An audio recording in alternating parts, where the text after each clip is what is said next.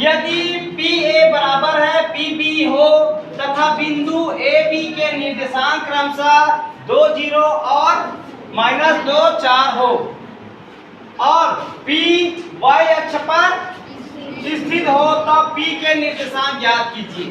ठीक है जी। तो हम लिखेंगे दिया है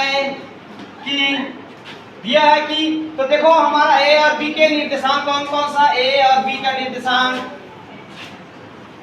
ए का निर्देशांक क्या है, ए का निर्देशांक दिया है हमको दिया है 0 क्या है 2 0 और बी का निर्देशांक क्या, यहाँ पे डायरेक्ट कई बार ऐसा भी दिया रहता है, बी का निर्देशांक -2 4 दिया जी ये चीज। और हमको ये क्या कौन से अक्ष पर स्थित दिया है, पी है, पी कहाँ पर स्थित है, वाई अक्ष पर। तो हमारा पी कहाँ पर स्थित है, पी वाई अक्ष पर स्थित है। तब एक्स अक्ष क्या होगा, एक्स अक्ष 0 होगा, जहां पर देखिए हमारा y मतलब ये हो जाएगा, हमारा p का निर्देशांक हमारा हो जाएगा 0 y। ठीक है जी, हमारा y में स्थित है p, ठीक है, तो यहाँ पे y हो जाएगा, जिस पे स्थित नहीं है वो क्या हो जाएगा 0, तो ये 0 हो गया। अब देखो हमारे पास ये चीज दिया हुआ है, ये चीज, ठीक है, तो हमारे पास देखो फार्मूला, यहाँ पर ये चीज देख सकते हैं, यहाँ पर क्या क्या लिख सकते हैं, यहाँ पे है x x1 क्या है 2 और y1 क्या है 0। उसी प्रकार इसमें से देखो y2 क्या है -2 और x2 इतना है और y2 है जी। चलिए हमारे पास एक फार्मूला ये देखो ये दिया हुआ है, पी ए बराबर पी बी, ठीक है जी, ये चीज। तो देखिए पी का मान क्या है हमारे पास, ये है, ठीक है,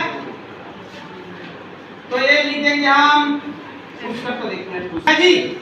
तो देखो पी का मान क्या है हमारे पास, देखो ये वाला मान को रख दिया मैं, पी का मान, पी के मान में ये चीज है, तो यहाँ पे देखिए ये हमारा हो जाएगा x1, तो ये हो जाएगा इसके लिए, ठीक है जी, इसके लिए a के लिए ये वाला मान हो जाएगा, दूसरा y के लिए क्या हो जाएगा, ये वाले मान को रखना पड़ेगा।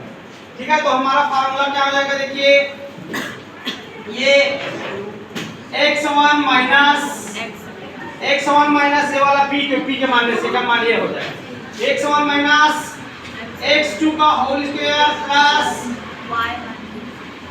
y1 माइनस y2 का होल स्क्वायर, ये दोनों का मान इतना आया, फिर प्लस इसका देखिए बराबर p का मान, अब ये p पहले दिया, देखिए ये वाला मान पहले p भी दिया था, p भी, फिर यहाँ पे देखिए हमारा ये हो जाएगा, फिर से ये वाला ये एक समान हो जाएगा और ये वाला फिर 1 से 2 हो जाएगा। ठीक है, तो एक समान यहाँ पे क्या हो जाएगा, देखो फिर ये मैंने यहाँ पे लिख दिया x1 माइनस x2 का whole square plus y1 minus y2 का होल स्क्वायर, इसको नीचे लिख देंगे। तो देखो यहाँ पे देखो ये एक समान क्या है, एक समान ये वाला 2 माइनस ये क्या है, p का है, तो p का इसमें 0 है, 0 होल स्क्वायर प्लस ये वाला क्या है y1, तो y1 क्या है हमारा 0 माइनस इसका क्या है y, तो ये y का होल स्क्वायर बराबर यहाँ पे ये b का मान है, b का मान मतलब ये 2 माइनस इसका 0 होल स्क्वायर प्लस ये y2 क्या है इसका ये 4 माइनस इसका क्या है y का होल स्क्वायर। अब देखो ये 0 है तो हट जाएगा, मतलब ये 2 का वर्ग हो जाएगा हुआ, प्लस यहाँ पे माइनस y का होल स्क्वायर हो जाएगा, माइनस y का होल स्क्वायर। ऊपर यहाँ पे देखो ये वाला भी 0 है तो यहाँ पर भी 2 का होल स्क्वायर। यहाँ पे क्या हो जाएगा 4 माइनस एक फार्मूला लगेगा यहाँ पे a माइनस b का होल स्क्वायर का फार्मूला। तो क्या हो जाएगा मतलब a माइनस b का होल स्क्वायर बराबर का फार्मूला।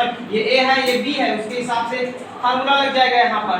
तो इसका मान होता है a का वर्ग माइनस 2ab प्लस b का वर्ग होता है। सेम ऐसे इसके हिसाब से इस फार्मूला में इसको लगा देंगे। तो देखो क्या हुआ ये तो 2 का वर्ग हुआ तो ये 4 का वर्ग माइनस 2 फिर 4 फिर y प्लस y का होल स्क्वायर। अब इसको बना दो ये हो जाएगा 4 ये हो जाएगा y का स्क्वायर और यहाँ पे हो जाएगा ये भी 4 ये हो जाएगा 16 और ये 8 y ये हो जाएगा y का स्क्वायर। हुआ इतना। अब देखो कौन कौन जुड़ता है क्या कहा है एक से कर देंगे। यहां से संख्या को देखो इन दोनों को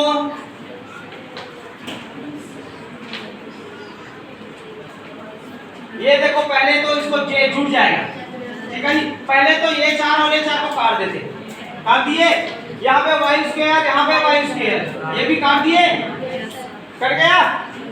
अब देखो क्या बचा ये चीज बचा है इसको अपन बराबर की इसका पक्षांतर कर देते। इस संख्या को हमारे पास क्या बचेगा मतलब इसको यहीं पे रहने दे माइनस वाले संख्या को इस पर पक्षांतर करेंगे तो इस पर आएगा तो हमारा 8y बराबर 16 तो ये 8 एकम 8 दूनी 16 तो y का मान क्या आया 2। तो ये हो जाएगा हमारा y के निर्देशांक हमारा y के निर्देशांक हो जाएगा। तो अतः p के निर्देशांक लिख देंगे अतः वहां पे लिखूं यहीं पे लिख देता हूं अतः p के निर्देशांक क्या हो जाएगा ये तो x अक्ष में तो 0 है y की जगह जो मान आया है 2 बस कितना होगा ठीक है चल।